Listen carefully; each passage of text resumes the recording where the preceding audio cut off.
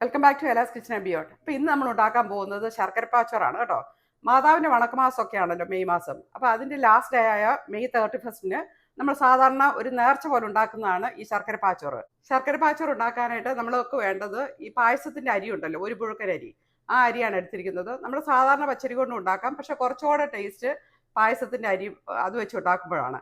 അപ്പോൾ അത് ഞാനൊരു 2 കപ്പാണ് ഇവിടെ എടുത്തിരിക്കുന്നത്. അത് ആദ്യം ഒന്ന് വേവിച്ചെടുക്കണം. അതിന് ശേഷമാണ് നമ്മൾ ബാക്കിയൊക്കെ ചെയ്യാൻ പോകുന്നത്. അപ്പോൾ ആദ്യം നമുക്ക് അരി എടുത്തിട്ട് അതൊന്ന് കഴുകി, നന്നായിട്ട് കഴുകി അതൊന്ന് വേവിക്കാൻ വെക്കാം. അപ്പോൾ എടുത്തിരുന്ന 2 കപ്പ് അരി നന്നായിട്ട് കഴുകി അതിൻ്റെ റെഡ് കളറൊക്കെ മാറി തെളിഞ്ഞു വരുന്ന വരെ നമ്മളൊന്ന് കഴുകി എടുത്തിട്ടുണ്ട്. ഇനി ഇത് നമുക്ക് വേറൊരു പാത്രത്തിലേക്ക് ട്രാൻസ്ഫർ ചെയ്യാം. എന്നിട്ട് കുറച്ച് വെള്ളം കൂടെ ഒഴിച്ചിട്ട് നമുക്കത് വേവിക്കാൻ വെക്കാം. ഇപ്പോൾ അരി ഇതിനകത്തിട്ട് ഇട്ടിട്ടുണ്ട്. ഇനി ഇതിനകത്ത് കുറച്ച് വെള്ളം കൂടെ നമുക്ക് ഒഴിക്കണം. ഇത് മുഴുവൻ അങ്ങിടാം. ഇതിന് ആവശ്യമായിട്ടുള്ള വെള്ളം, ഇത് ഞാൻ നകക്കെ വെള്ളം ഒഴിക്കുന്നുണ്ട്. ഇത് വെന്ത് വരുമ്പോഴത്തേനും ഇത് വറ്റിച്ചാണ് നമ്മൾ എടുക്കുന്നത്. ഇത്ര വെള്ളം ഒഴിച്ചിട്ടുണ്ട്. ഇനി ഇതൊന്ന് നമുക്കൊന്ന് മൂടി വെച്ച് വേവിക്കാം.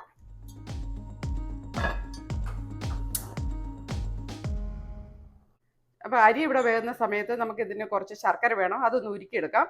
അപ്പോൾ ഉരുക്കി ചേർക്കുന്നതായിരിക്കും ഒന്നുകൂടെ നല്ലത്. കാരണം അതിനകത്ത് എന്തെങ്കിലും കരടോ അങ്ങനെ എന്തെങ്കിലുമൊക്കെ ഉണ്ടെങ്കിൽ നമുക്ക് അരിച്ചെടുക്കാമല്ലോ. അപ്പോൾ അതുകൊണ്ട് നമുക്ക് കുറച്ച് ശർക്കര ഈ സമയത്ത് അത് വേവുന്ന, നമ്മുടെ അരി വേവുന്ന സമയത്ത് കുറച്ച് ശർക്കര നമുക്ക് ഉരുക്കിയെടുക്കാം.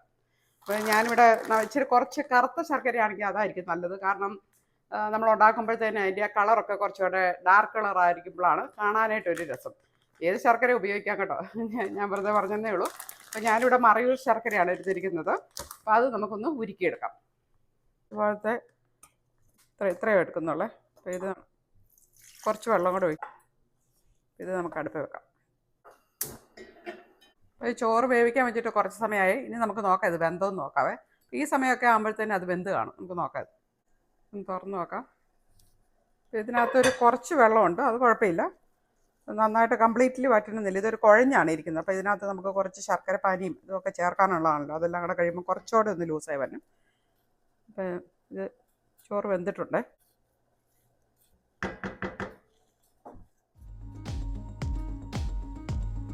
ഇനി നമുക്ക് കുറച്ച് ഏലക്കായും പിന്നെ ജീരകവും കൂടെ ഒന്ന് പൊടിച്ചിടണം.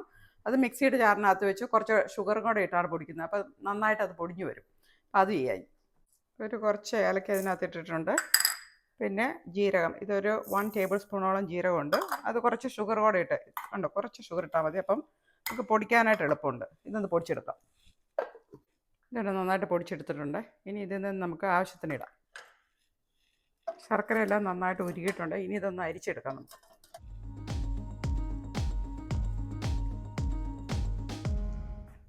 ഇതിനകത്ത് ഒത്തിരി തരിയൊന്നും ഇല്ല കേട്ടോ, ഒരു കുറച്ചുണ്ട്. അത് നമുക്ക് മാറ്റിയേക്കാം. നമ്മുടെ ശർക്കരപ്പാനി ഇവിടെ റെഡിയാണ്. പിന്നെ തേങ്ങ, ഇത് ഞാനൊരു 4 കപ്പ് തേങ്ങ ചിരണ്ടിയതാണ് എടുത്തിരിക്കുന്നത്. പിന്നെ നമ്മുടെ ഏലക്കയും ജീരകവും കൂടെ ഷുഗർ ഇട്ട് പൊടിച്ചത്, ഇതെല്ലാം ഇവിടെ റെഡിയാണ്. ഇനി ഇതെല്ലാം നമുക്ക് അരി വെന്തതിനകത്തോട്ട് ചേർക്കാം. ഇതിനകത്തേക്ക് നമ്മൾ ആദ്യം കുറച്ച് ഉപ്പ് ചേർക്കുന്നുണ്ട്. കുറച്ച് ഉപ്പ് കൂടെ വന്നാലേ ഇതിൻ്റെ ആ ടേസ്റ്റ് ബാലൻസ് ചെയ്യാൻ പറ്റുള്ളൂ. ഇനി നമ്മൾ ചേർക്കാൻ പോകുന്നത് എടുത്തു വെച്ചിരുന്ന തേങ്ങയാണ്. ഒരു 4 കപ്പ് തേങ്ങ ഇതും ചേർത്തിട്ടുണ്ട്. ഇതിൻ്റെ കൂട്ടത്തിൽ നമ്മൾ നേരത്തെ തയ്യാറാക്കി വെച്ചിരുന്ന ശർക്കരയുടെ പാനി ഉണ്ടല്ലോ, അതുകൊണ്ട് ഇതിനകത്തേക്ക് ചേർക്കാം. ഇനി ഇതെല്ലാം നമുക്ക് നന്നായിട്ടൊന്ന് മിക്സ് ചെയ്തെടുക്കാം. ഞാൻ ഇതിനകത്തേക്ക് കുറച്ചുകൂടെ വെള്ളം ഒഴിക്കുന്നുണ്ട്. കുറച്ച് ലൂസായിട്ടിരിക്കുന്നതാണ് നല്ലത്. ശർക്കരയൊക്കെ നന്നായിട്ട് മിക്സ് ആയിട്ടുണ്ട്. ഇതിനകത്തേക്ക് നമുക്ക് കുറച്ച് ഏലക്കാപ്പൊടി ചേർക്കാം. ഇത് മുഴുവൻ ആദ്യം ചേർക്കുന്നില്ല, ഏലക്കായും ജീരകവും കൂടെ പൊടിച്ചാണ്. അവസാനം നമുക്ക് കുറച്ച് ചേർക്കണം. അതിനുവേണ്ടി ഇപ്പം കുറച്ച് ചേർത്തിട്ട് അവസാനം കുറച്ചുകൂടെ നമുക്ക് ചേർക്കണം. കൂടെ നമുക്ക് കുറച്ച് നെയ്യും കൂടെ ചേർക്കാം. നെയ്യുടെ ഒക്കെ ടേസ്റ്റ് ഇഷ്ടമുള്ളവരാണെങ്കിൽ നമുക്ക് കൂടുതൽ ചേർക്കാം. ഞാനിവിടെ ഒരു 2 ടേബിൾ സ്പൂണേ ഉപയോഗിക്കുന്നുള്ളൂ. അതുകൂടെ ചേർത്ത് നമുക്ക് നന്നായിട്ടൊന്ന് മിക്സ് ചെയ്തെടുക്കാം. ഇതെല്ലാം കൂടെ നന്നായിട്ട് ഇതൊന്ന് ചേർന്ന് അതൊരു കമ്പൈൻ ചെയ്ത് ഒരു ടേസ്റ്റ് ആട്ടെ. ആ റൈസിനകത്തോട്ട് നമ്മുടെ ശർക്കരയൊക്കെ പിടിച്ച് ആ ടേസ്റ്റ് ഒന്ന് വരണം. കുറച്ച് സമയം നമുക്ക് ഇതുപോലെ ഒന്ന് ഇളക്കി കൊടുക്കാം.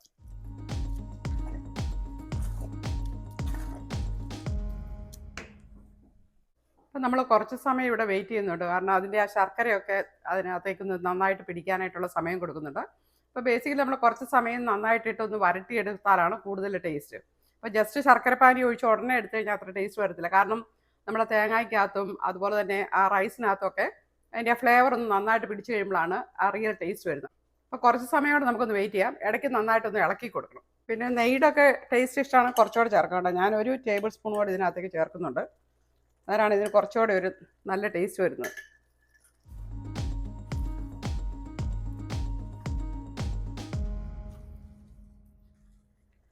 ഇതിനകത്തേക്ക് നമുക്ക് കുറച്ചുകൂടെ ഏലക്കാപ്പൊടി ഇടാം. മുഴുവൻ വേണ്ടി വരുമായിരിക്കും. ഞാൻ കുറച്ചിട്ട് ഒന്ന് മിക്സ് ചെയ്ത് നോക്കിയിട്ടാണ് ബാക്കി ചെയ്യുന്നത്. നമുക്ക് ടേസ്റ്റ് നോക്കിയിട്ട് എന്തോരം വേണമെന്ന് നോക്കാം.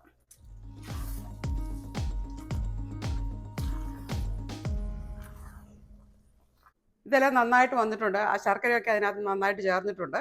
ഇനി നമുക്ക് കുറച്ച് കശുവണ്ടി ഉണ്ടല്ലോ, കാഷ്യൂ നട്ട്സ്, അതും പിന്നെ കുറച്ച് മുന്തിരിങ്ങ, ഉണക്ക മുന്തിരിങ്ങ കൂടെ ഇതിനകത്തേക്ക് നമുക്കതൊന്ന് വറുത്തിടണം. അപ്പോൾ നമുക്കൊരു പാൻ എടുത്ത് വെച്ച് അതങ്ങ് ചെയ്യാം. അതിലേക്ക് കുറച്ച് നെയ്യ് ഒഴിച്ചു കൊടുക്കാം.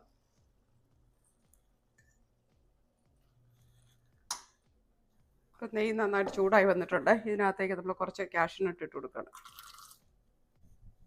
ഇതൊന്ന് ചെറുതായിട്ട് മൂത്ത് വരുമ്പോൾ നമുക്ക് ഇതിനകത്തേക്ക് ഉണക്കമുന്തിരി ഉണ്ടല്ലോ അതോടെ ഇടാം. കാഷ്യൂ നട്ട് ഒരുവിധം മൂത്ത് വരുന്നുണ്ട്. ഈ സമയത്ത് നമുക്ക് അതിനകത്തേക്ക് കിസ്മിസ് ഉണ്ടല്ലോ അതോടെ ഇട്ട് കൊടുക്കാം. ഇതെല്ലാം നന്നായിട്ട് മൂത്ത് വന്നിട്ടുണ്ട്. ഇതിനകത്തേക്ക് നമുക്ക് ഒഴിക്കാം. ഇതെല്ലാം നന്നായിട്ട് ഒന്നുകൂടി ഒന്ന് മിക്സ് ചെയ്തെടുക്കാം. നമ്മുടെ ശർക്കര പാച്ചോറ് ഇവിടെ റെഡി ആയിട്ടുണ്ട്. ഇനി നമുക്കതൊരു സെർവിങ് ഡിഷിനകത്തോട്ട് ട്രാൻസ്ഫർ ചെയ്യാം. അപ്പോൾ ഇത് നല്ല അടിപൊളിയായിട്ട് വന്നിട്ടുണ്ട്.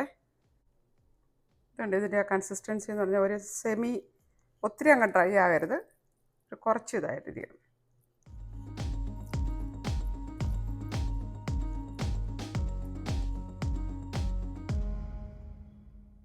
നമ്മുടെ ശർക്കര പാച്ചോറൊക്കെ ഇവിടെ റെഡി ആയിട്ടുണ്ട്. ഇനി നമുക്കൊന്ന് കുറച്ചൊന്ന് ടേസ്റ്റ് ചെയ്ത് നോക്കാം.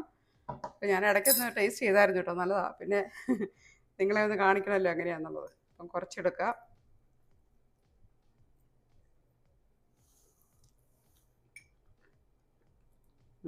നല്ല മധുരമൊക്കെ നല്ല പാകത്തിനായിട്ടുണ്ട്. പിന്നെ ആ കിസ്മിസും പിന്നെ കാഷ്യൂ നട്ട് ഉണ്ടല്ലോ അതൊക്കെ കടിക്കുമ്പോഴത്തേനും ഒരു പ്രത്യേക ടേസ്റ്റ് തന്നെയാണ്. നല്ല ടേസ്റ്റ് ഉണ്ട്. ഇപ്പം നിങ്ങൾ ഇതുവരെ ഇങ്ങനെ ശർക്കര പാച്ചോറ് ഉണ്ടാക്കിയിട്ടില്ലെങ്കിൽ ഒന്ന് ഉണ്ടാക്കി നോക്കാം. ഈ ശർക്കര പാച്ചോറ് ഉണ്ടാക്കാനായിട്ട് അധികം ബുദ്ധിമുട്ടൊന്നുമില്ല. റൈസ് വേവിക്കുക, അതിനകത്തേക്ക് ശർക്കര പാനി ഒഴിക്കുക, പിന്നെ നമ്മൾ ഏലക്കായും ജീരകവും പൊടിച്ച് ചേർക്കുക, കുറച്ച് തേങ്ങ ചേർക്കുക, പിന്നെ നെയ്ക്കകത്ത് കാഷ്യൂ നട്ടും പിന്നെ കിസ്മിസും അതൊന്ന് ഫ്രൈ ചെയ്തിട്ട് ഇതിനകത്ത് ചേർക്കുക. ഇത്രയേ ഉള്ളൂ. എളുപ്പത്തിൽ തന്നെ ഉണ്ടാക്കാവുന്ന ഒരു കാര്യം തന്നെയാണ്. എന്തായാലും നിങ്ങളിതൊന്ന് ട്രൈ ചെയ്ത് നോക്കുക കേട്ടോ. പിന്നെ അടുത്ത ആഴ്ച നമുക്ക് വേറെ വീഡിയോ ആയിട്ട് കാണാം. Okay then bye.